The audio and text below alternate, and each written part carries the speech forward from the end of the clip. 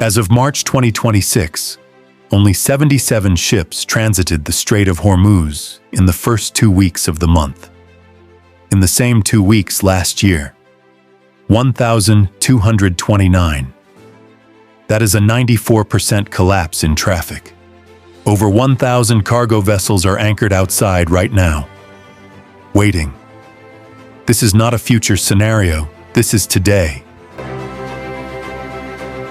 Every great empire in history has had a choke point. A single place, a canal, a strait, a mountain pass, where their entire system of power could be threatened. For the British Empire, it was the Suez Canal. For the American Empire, it is the Strait of Hormuz. And right now, that choke point is closed. What happens next will determine whether we are watching a crisis or a collapse. To understand what is happening in the Strait of Hormuz today, you first need to understand how a superpower actually works. Not the guns, not the flags, the system underneath. Between 1815 and 1914, the era historians call the Pax Britannica, or the British Peace. Britain ran the world through a triple lock of power that no empire before or since has fully replicated. Lock 1, the factory. Britain industrialized first. By 1860, it produced more manufactured goods than any nation on Earth, 40% of global trade. Lock 2, the Navy. After destroying Napoleon's fleet at Trafalgar in 1805, the Royal Navy had no rival. It controlled every major shipping route. To move goods, you moved through British waters, on British terms. Lock 3, the currency. London became the world's financial capital. The pound sterling was the global reserve currency. Every country on Earth held pounds to settle trade. This gave Britain what economists call exorbitant privilege, the ability to print money the world was forced to demand. And these three principles formed a self-reinforcing system at the core of British power. The Navy protected the trade routes. The trade routes generated the wealth. The wealth funded the Navy. And underneath it all, the pound sterling kept the whole machine running, because every nation on Earth needed pounds to buy the things Britain made and shipped and sold. This is not ancient history. This is the architecture of the system that replaced Britain. Swap the factory for technology. Swap the Navy for the Fifth Fleet. Swap the pound for the dollar, and you have the American Empire. Before the final punch that drove Britain off the world stage, Britain's reserve currency was backed by gold. The pound was worth a fixed amount of the metal. However, in 1944, when Britain was bankrupt due to World War II, the Bretton Woods Conference established the US dollar as the new global reserve currency, backed by American gold. Every other currency was pegged to the dollar. The dollar was pegged to gold at $35 an ounce. For 27 years, this held. Then, on August 15, 1971, President Nixon destroyed it. Facing mounting trade deficits and dwindling gold reserves, he ended dollar-gold convertibility in a single televised announcement. I have directed Secretary Connally to suspend temporarily the convertibility of the dollar into gold or other reserve assets, except in amounts and conditions determined to be in the interest of monetary stability and in the best interest of the United States. The dollar became fiat currency, backed by nothing. The world panicked. The dollar's dominance looked finished. Then came the 1973 oil crisis, and Henry Kissinger's most consequential and least taught piece of diplomacy. When the Arab oil embargo quadrupled oil prices, Kissinger flew to Jeddah and struck a secret deal with King Faisal of Saudi Arabia. The terms were simple and total.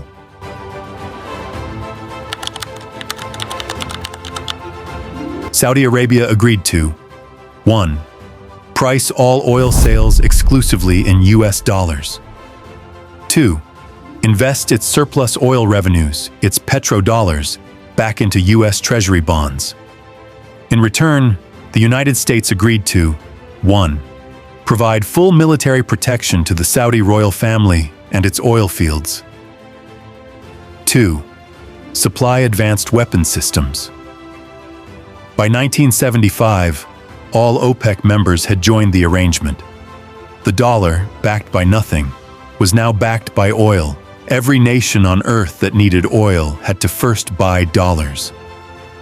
The world's most essential commodity was chained to the American currency. Ladies and gentlemen, it is my very great privilege to announce on behalf of the finance ministers and the other representatives of the 10 countries involved the conclusion of the most significant monetary agreement in the history of the world.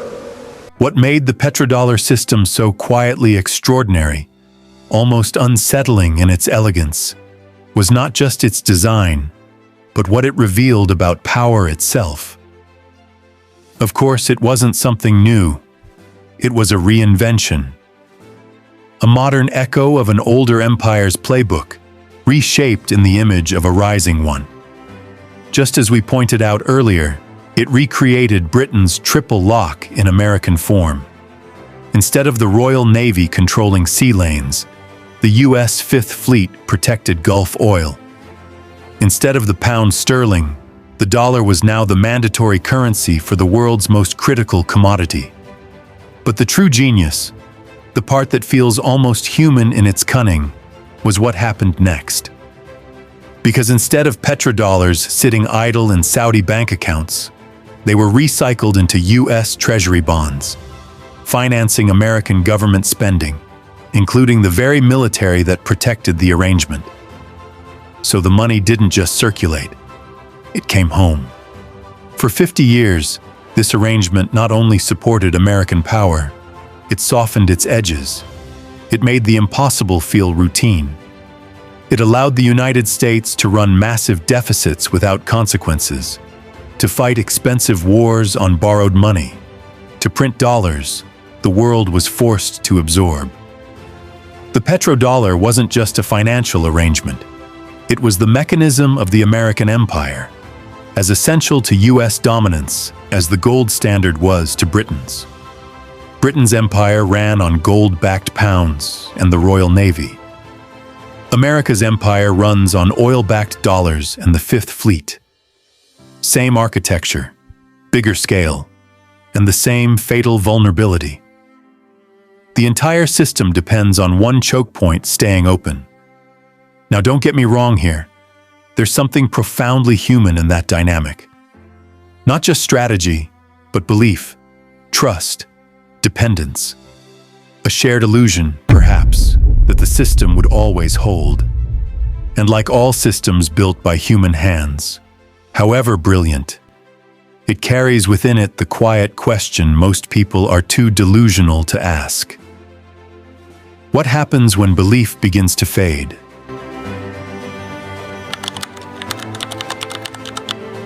Speaking of the diminishing impact of belief, history doesn't answer that question with a bang, but with a slow, almost imperceptible unraveling. Britain's fall was not sudden.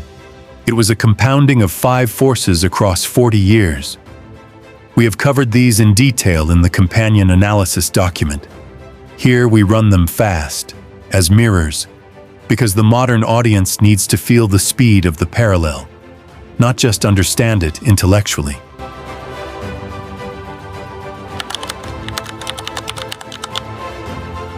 World War I and World War II turned the world's largest creditor into a debtor. Britain didn't finish repaying its World War II debt to America until December 2006. Post-9/11 wars in Iraq, Afghanistan, and now Iran. $6 to $8 trillion and counting per Brown University's Costs of War project. All funded through debt, with taxes cut simultaneously. Federal debt, $36 trillion and rising.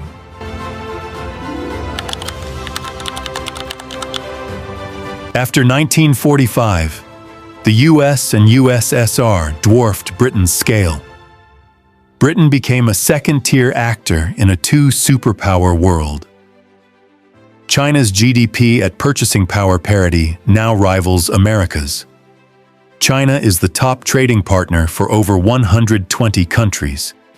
Its CIPS payment system processed $245 trillion in yuan-denominated transactions in 2025, a 43% year-on-year increase.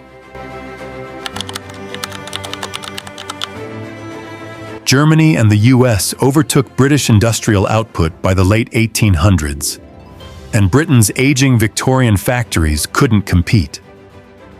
US manufacturing has fallen from 24% of GDP in 1970 to under 11% by 2023. Hence, manufacturing employment is down 7 million jobs from its peak. And today, the workshop of the world tag belongs to China. Maintaining colonies across Africa and Asia became economically ruinous. Simply put, Britain spent more holding the empire than it extracted. The US operates 750-plus military bases in 80-plus countries. Pentagon FY 2025 request, $850 billion, more than the next 10 nations combined. Over $8 trillion in total post-9/11 war costs, including veterans' obligations. 1956. Britain tried to seize the Suez Canal without US approval.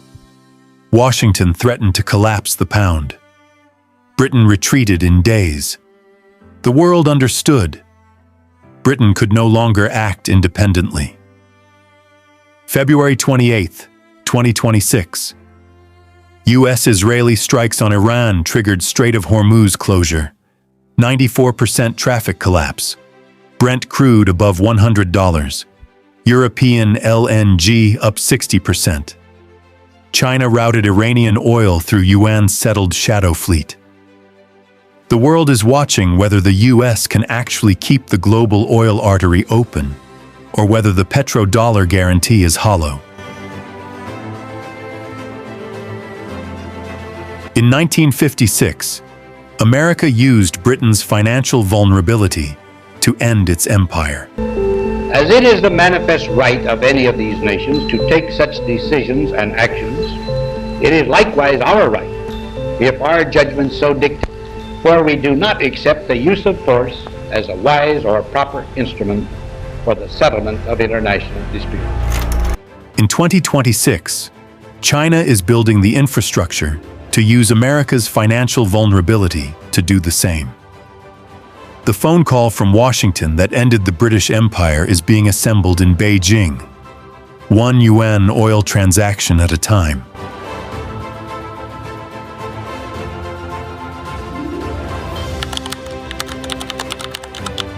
So here's a quick recap. On February 28, 2026, the United States and Israel launched Operation Epic Fury, coordinated strikes on Iran's nuclear facilities, military infrastructure, and senior leadership. The supreme leader was killed. Within 4 days, Iranian forces declared the Strait of Hormuz closed. And on March 2, 2026, the IRGC officially confirms the strait is closed. Ships attempting transit are threatened with attack. March 5th. Insurance. The quiet pillar beneath global trade begins to give way. The international group of P&I clubs, the invisible guarantor behind nearly 90% of the world's ocean shipping, withdraws war risk coverage. And suddenly, the math no longer works. Because without insurance, a ship doesn't sail. not through a choke point where a single strike can erase hundreds of millions in steel, cargo, and human life. And with that, the message was clear. Ships attempting to pass are no longer navigating at risk. They are navigating intent. And intent, unlike risk, doesn't negotiate. But again, a few thought Iran's threats were just the sound of an empty barrel, given that America is claiming to have neutralized all Iranian missiles and any intense military capabilities. On March 8th, reality begins to bleed through the abstraction. The United Kingdom Maritime Trade Operations reports 10 vessel attacks. 5 crew members are dead. These are no longer scenarios on a risk board. These are no longer assumed empty threats.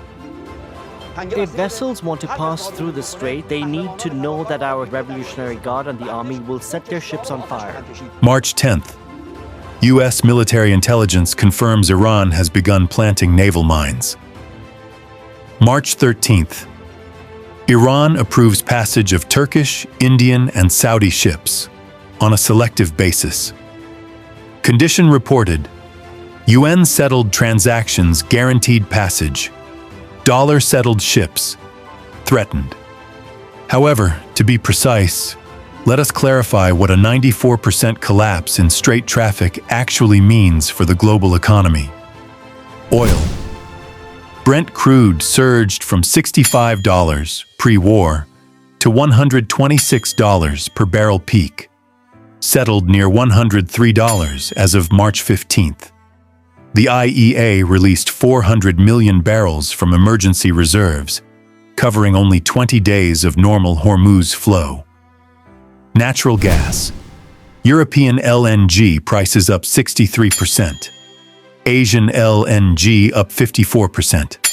Qatar's Ras Laffan, producing roughly 1/5 of global LNG, declared force majeure after an Iranian drone strike, taking the facility offline. Fertilizer. Urea prices surged 52% year-over-year to $585 per ton.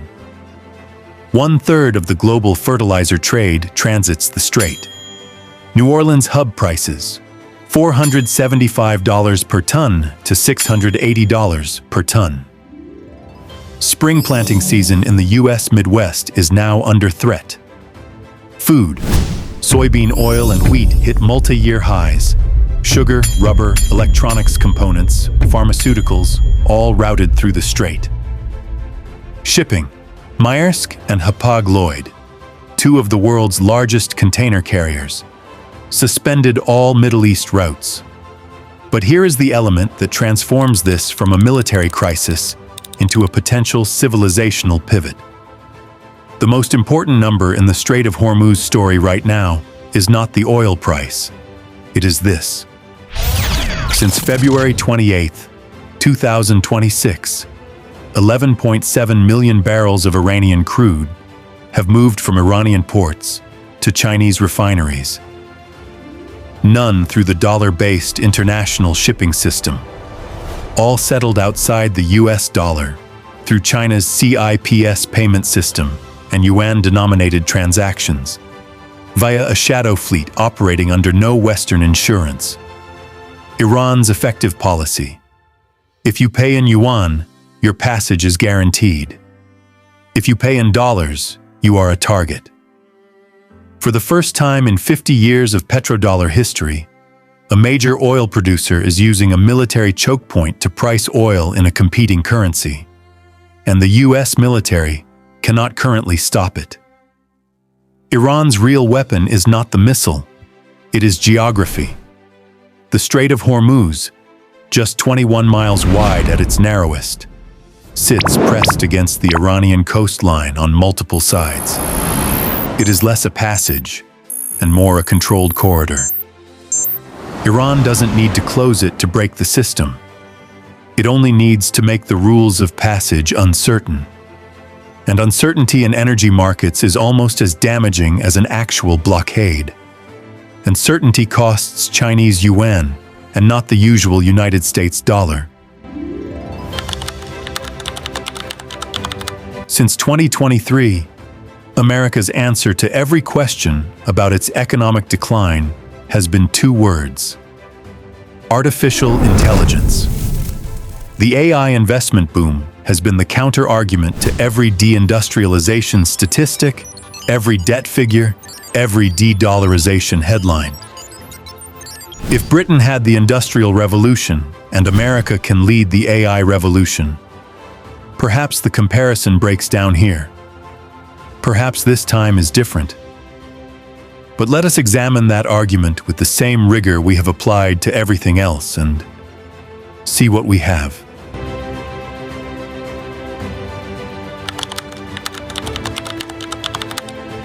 There are echoes in the current tech investment surge of the dot-com boom of the late 1990s. It was the internet then, it is AI now. We're seeing surging valuations, booming investment, and strong consumption on the back of solid capital gains. There is also the flip side of the boom. Markets could reprice sharply. This would reduce wealth, consumption, and investment, lower activity, and could spill over to broader financial conditions. In 2024, U.S. private AI investment reached $109 billion, nearly 12 times China's $9.3 billion. The S&P 500 crossed 7,000 in late 2025, largely on AI-driven tech valuations. Microsoft committed $107 billion in AI capital expenditure for FY 2026. NVIDIA was trading near all-time highs. The IEA projected that global electricity demand from AI, computing, and cryptocurrency could reach 1,050 terawatt-hours by 2026, equivalent to Japan's entire national electricity consumption.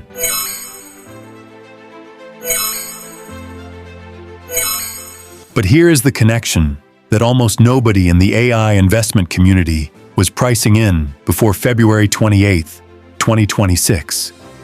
The AI economy runs on electricity. A growing and critical share of that electricity runs on gas, and the gas runs through the Strait of Hormuz.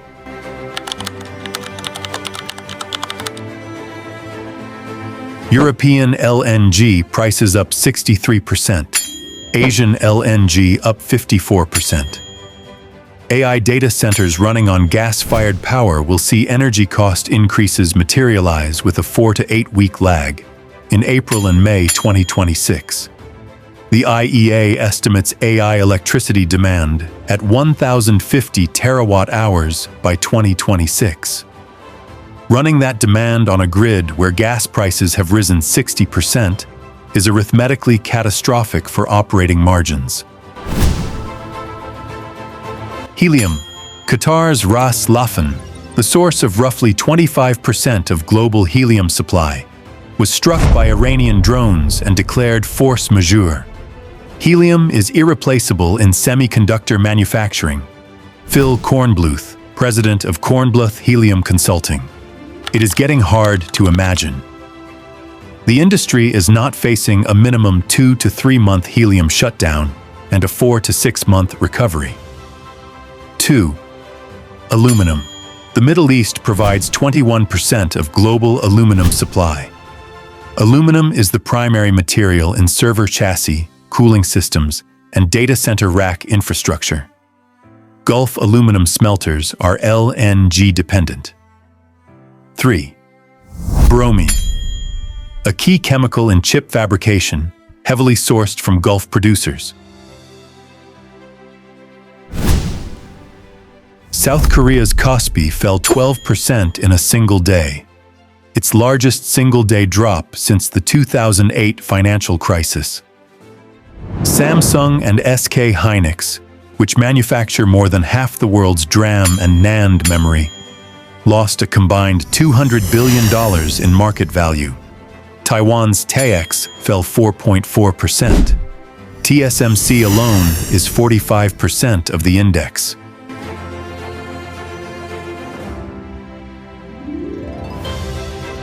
The S&P 500 in March 2026 is being held up by oil companies. ExxonMobil and Chevron are up 25% year-to-date as Brent crude surges above $100. The great rotation from AI tech into energy is the market's way of saying something that Wall Street analysts are slow to put into plain language.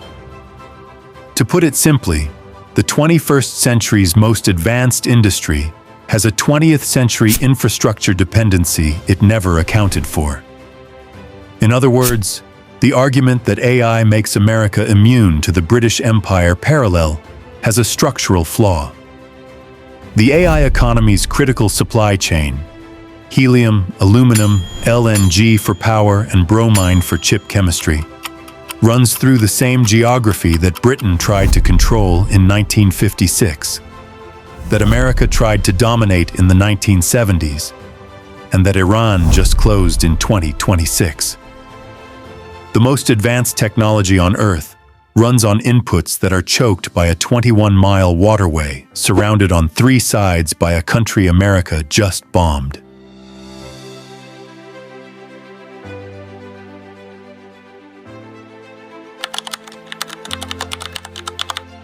The Suez Crisis of 1956 is the most important historical event that most people have never studied. Not because of what happened militarily, Britain and France actually won the military operation. They seized the canal, but the United States threatened to sell its sterling reserves and collapse the British pound. Britain had no counter move. It retreated within days. The lesson was not that Britain lost a battle. The lesson was that Britain discovered it could no longer act as a global power without American financial permission. The military victory was irrelevant. The financial vulnerability was total. And that is the definition of imperial decline. However, let's get something straight here. America's Suez moment will not look like Suez. It will not be a single phone call. It will not be one dramatic retreat. It will be the gradual demonstration, through events like the Hormuz crisis of 2026, that the petrodollar guarantee is conditional, that the United States cannot always enforce dollar-dominant oil trade, that there is now an alternative payment system, and that some oil producers have chosen to use it. Speaking of which, Saudi Arabia, in active discussions with China on yuan-priced oil deals, joined BRICS in 2024, participating in mBridge digital currency project.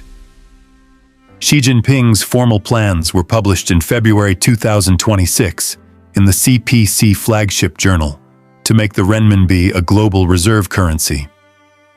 The dollar is still dominant in FX trading, 89% of transactions. But the architecture of an alternative is now operational, not theoretical. Regarding the war, America has not lost yet, though it's increasingly inevitable, with American troops now on the ground. The U.S. military struck Iran with B-2 bombers and bunker-buster bombs. It destroyed the Fordo nuclear facility. It killed the supreme leader. By any conventional military metric, it might feel like a decisive win. But the strait remains disputed. The oil price is above $100. The yuan oil trade is running. The dollar's reserve share is at a 25-year low. And the AI economy, America's most powerful economic argument, is discovered to be running on a supply chain that Iran can threaten from 167 kilometers of coastline. The British Empire took 40 years to fall after its peak.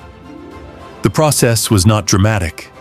It was the compounding of 5 forces: financial exhaustion, the rise of rivals, deindustrialization, the cost of empire, and one symbolic crisis that revealed the vulnerability underneath. The Suez Crisis was not the cause of Britain's decline. It was the moment the world realized the decline was already irreversible. The United States is not the British Empire. It has nuclear weapons, AI dominance, and the world's deepest capital markets. The Pax Americana has not ended. But the Strait of Hormuz crisis of 2026 has done something that no previous event had fully accomplished. It has revealed, in real time, that three things which were assumed to be permanent are now conditional. The petrodollar's monopoly on oil settlement, the US military's ability to guarantee open sea lanes, and the AI economy's insulation from Middle Eastern geography. Britain peaked in 1921. Its Suez moment came in 1956, 35 years from peak to the moment of irreversible symbolic decline. The United States peaked by most economic measures around 2000. It is now 2026. The Strait of Hormuz is 21 miles wide, and right now, over 1,000 ships are waiting on the other side of it to find out what comes next. Thank you for watching.